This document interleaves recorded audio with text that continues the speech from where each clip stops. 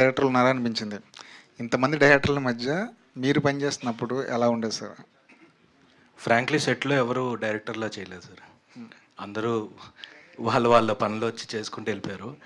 Frankly మొత్తం సెట్లో నాకు తెలిసి ఒక 1-2 డేస్ వచ్చి ఉంటారు అంతే. సో మార్నింగ్ వస్తారు, చూసుకుంటారు, నైట్ ఆన్లైన్ ఎడిట్ పంపించమంటారు అంతే, అంతకు మించి ఏం లేదు. అండ్ బెస్ట్ పార్ట్ ఏంటంటే జేడీ సార్ కానీ తరుణ్ కానీ ఎవరైనా అసలు అంటే రాసుకున్నప్పుడే క్లియర్గా ఉన్నాం. సో అది ఎట్లా ఎగ్జిక్యూట్ అవుతుందో లేదో చూసుకున్నారు అంతే. అండ్ ఏదైనా అంటే బెస్ట్ పార్ట్ ఏంటంటే సార్ లెవెల్కి ఇలా చేస్తా అంటే సరే అనొచ్చు, బట్ ఆయన ఇలా చేయొచ్చా అని అడుగుతారు. సో అది నాకు కొంచెం ఓవర్వెల్మింగ్గా ఉండేది. బట్ తర్వాత ఇంకా కంఫర్ట్ జోన్కి వచ్చేసారు. ఆయన చాలా కంఫర్ట్ ఇచ్చారు. అండ్ ఒక సెకండ్ డే ఆఫ్ షూట్లో అయితే ఒక మల్టిపుల్ కట్స్ చేయాలి, ఒకటే ఫ్రేమ్ పెట్టాలి, ఒక 5-6 కాస్ట్యూమ్స్ మార్చుకోవాలి. సో క్యారవాన్కి వెళ్ళడం లేట్ అవుతుందని పక్కనే వాళ్ళ స్టాఫ్ కానీ అందరినీ టీంని అడ్డం పెట్టేసుకుని షర్ట్ చేంజ్ చేసుకున్నారు. So I don't know, I mean ఇప్పట్లో చిన్న చిన్న ఇన్ఫ్లుయెన్సర్స్ ఎవరైనా ఫేమస్ అయితే కూడా వాళ్ళు చేసే బిల్డప్ అదంతా వేరే లెవెల్లో ఉంటుంది. ఆయన ఆయన వచ్చి జస్ట్ ఇలా అడ్డం నుంచోండి అన్నారు. నేను అప్పటికి ఏం చేశానంటే, సరే ప్యాంట్ బ్లాకే ఉంది కదా సార్, దీని మీద కవర్ అయిపోద్ది అంటే, ప్యాంట్ మార్చాలంటున్నావు కదా, వేరే దానికి కాంబినేషన్ కదా నీకు ఎందుకని మళ్ళీ టవల్ ఏదో అడ్డం పెట్టేశారు రంగ గారు అని మార్చేసుకున్నారు. అంటే సెట్ మధ్యలో పక్కన చిన్న ర్యాక్స్ ఉంటే అక్కడికి వెళ్ళి మార్చుకున్నారు. అంటే ఐ డోంట్ థింక్ అంటే ఆయనంత ఎక్స్పీరియన్స్కి అసలు అలా ఎవరు చేయరు. And that second day of film. So అలాంటి కంఫర్ట్ ఒకరు ఇస్తుంటే ఇది ఓవర్వెల్మింగ్. అండ్ అది వేరే లెవెల్. ఇప్పుడు ఇక్కడ అసలు డైరెక్టర్ ఇవన్నీ కాదు, అసలు అది ఓకే ఇలా ఉండాలేమో అనే ఫీలింగ్ వచ్చేలాగా చేశారు. So thank you so much sir. Comedy రాయడంలో చాలా కష్టం ఉంటుంటారు, కామెడీ రాయడం చాలా కష్టం ఉంటుంటారు. ఆయన మిమ్మల్ని జంజాల గారితో పోల్చారు. అంతమంది రమణ గారు కానీ జంజాల గారు కానివ్వండి, మధ్యలో చాలామంది ట్రెండ్లు మార్చుకుంటూ వచ్చారు. ఇప్పుడు ట్రెండ్ మారిపోయింది. అనుదీప్ లాంటి రైటరు కామెడీని కొత్త టైప్లో ప్రజెంట్ చేస్తున్నారు కదా. కామెడీ రాసే విషయంలో, ఈ స్క్రిప్ట్ విషయంలో మీరు ఫాలో అయిన ప్యాటర్న్ ఏమైనా కొత్తగా ఏమైనా అనిపించిందా? సార్ యాక్చువల్లీ అలా ఫాలో అవ్వాలని ఏం చేయలేదు. బట్ నాకు జంజల్ గారు, క్రేజీ మోహన్ గారు వీళ్ళంతా నాకు అంటే మనం పంచతంత్ర సినిమా ఎన్నోసార్లు చూసుంటాం, జంజల్ గారి సినిమాలు ఎన్నోసార్లు చూసుంటాం. అది సబ్కాన్షియస్గా వాళ్ళని ఇన్ఫ్లుయెన్స్ అయిపోతాం అంతే. అంతే పెద్ద ఫాలో అని కాదు, వాళ్ళు అదే వస్తుంది మనకి, ఇంకోటి రాదు. ఇప్పుడు కొన్ని పంచులు వేస్తే మనం త్రివిక్రమ్ గారి సినిమాల్లో పంచులు వాడతాం డైలీ లైఫ్లో. సో అదే స్క్రిప్ట్లో రాసేటప్పుడు రిఫ్లెక్ట్ అయింది అంతే. అంతకుమించి వాళ్ళని కంపేర్ చేసే అంత సీన్ నాకు లేదు. But it's a compliment. So thank you అంట, అంతకుమించి ఏం చెప్తాం. అంటే సారీ, ఇప్పుడు మా సీనుకి ఒక kind of terrific sense of humour ఉంటే దీనికి అంటే I don't think it's the same. అంటే మళ్ళీ నువ్వు మా సీను లాంటిదే అనుకుంటారేమో. సీను ఒక different kind of sense of humour and దీని ఒక యూనిక్ సెన్స్ ఆఫ్ హ్యూమర్ అండి. అంటే అక్కడ నవ్వుకుంటాం, ఇంటికి వచ్చిన తర్వాత నవ్వుకుంటాం, అది అర్థమైన తర్వాత నవ్వుకుంటాం.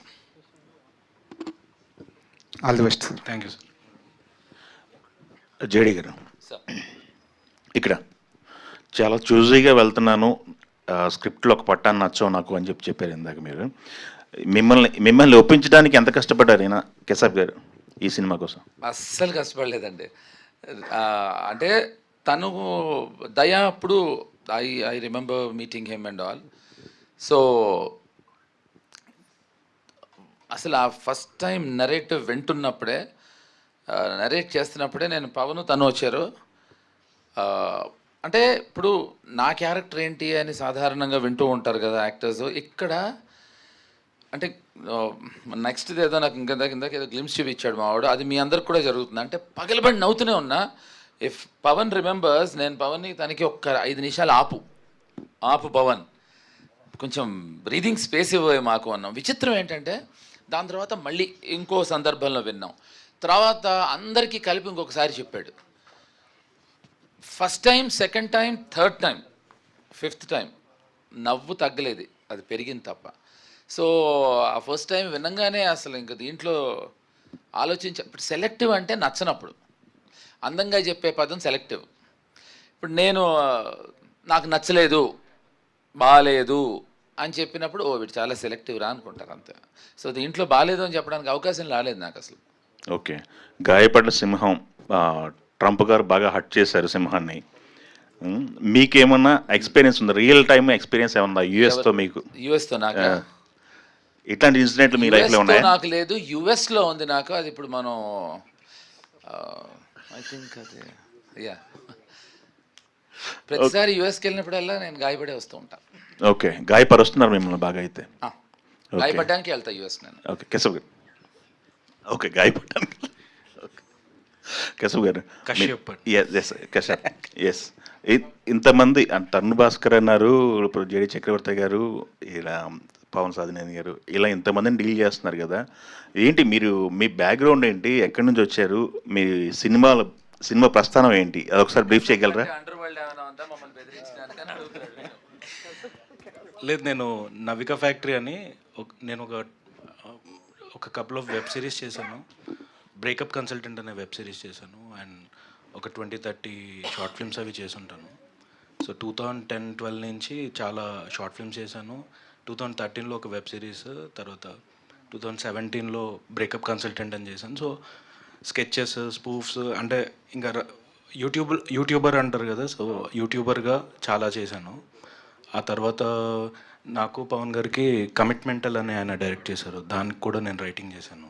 ఓకే. సో లైక్ ఎప్పటి నుంచో దీంట్లో ఉన్నాను. ఈ గ్యాప్లో కొన్ని సినిమాలు చేద్దాం అనుకుని అది ముందుకెళ్ళక అలా అలా డిలే అవుతూ లాస్ట్కి ఇది చేయడం జరిగిందండి. Okay, always. Thank you. Kashyap గారు, ఇప్పుడు సినిమాలో ఇద్దరు ఉన్నారు, తరుణ్ భాస్కర్ గారు, ఇటు జేడీ గారు ఉన్నారు. ఇద్దరు గాయపడ్డారు కదా, మరి టైటిల్లో గాయపడ్డ సింహాన్ని పెట్టారు. గాయపడ్డ సింహాలు కదా పెట్టాల్సింది. అంటే అది పంచ్కి బాగోదు అనిపించింది. గాయపడ్డ సింహం అదే దానికి ఇచ్చే ఇంపాక్ట్ అదే బాగుంటుంది అనిపించింది. అచ్చా. పవన్ గారు, 1వ తారీఖు రిలీజ్ అంటున్నారు కదా. సో అంటే మనకి యాక్చువల్